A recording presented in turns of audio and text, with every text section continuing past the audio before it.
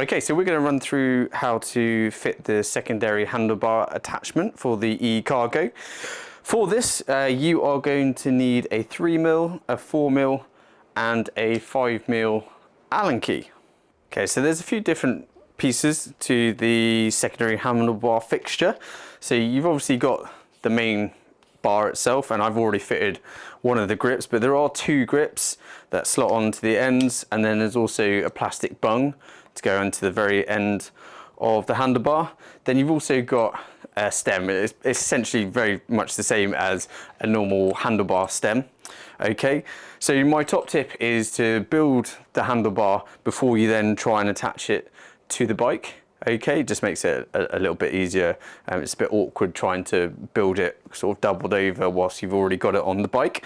Okay, so the way we do that, we put the grip, you put the grip on one side like I've already done, and I will show you how to do that, don't worry. Then you're going to put the handlebar through the stem clamp. Okay, you're just going to make sure it's in the middle, and then you're going to get your 4mm Allen key, and you're just going to do up the clamp on the front of the stem.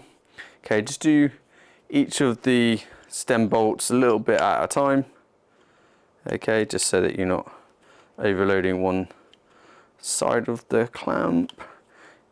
Doesn't need to be crazy tight. If you have a torque wrench, probably something like 5 Newton meters. Okay, so get that firmly in place. Then we're going to put the second grip on. Okay, just slide it onto the end with the ergonomic kind of grip section out, and then we're going to take our 3mm Allen key and just tighten up the little bolts at either end. So you want to make sure that the grip is kind of flush with the end of the handlebar. You don't need to do it up all the way, because then comes the slightly tricky part, is putting on the plastic bung that goes on the end. Now it requires a little bit of force. One thing you can do is obviously push the bung into the bottom and then find a windowsill or a table or something and push down on it. It does go in, it just requires a little bit of force. And that is how you build the actual handlebar itself.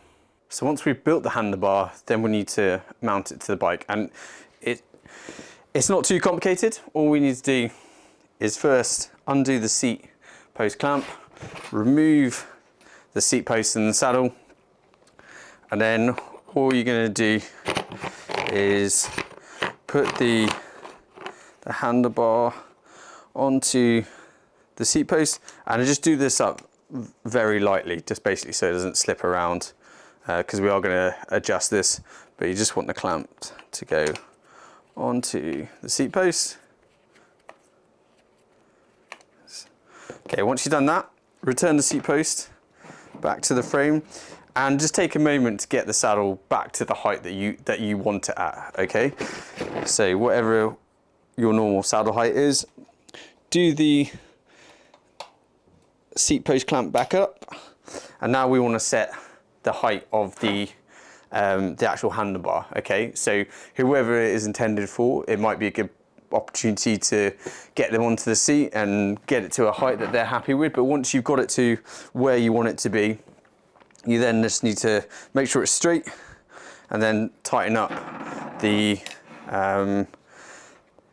bolts on the back of the headset. Okay, so again, you don't need to do these up mega tight, so it's not as crucial as if you were doing it for the actual steerer, but you obviously don't want it to slip. If you've got a torque wrench, something like 5 Newton meters again would probably do the trick. But once you've done that and it's nice and firm and steady, then you're done.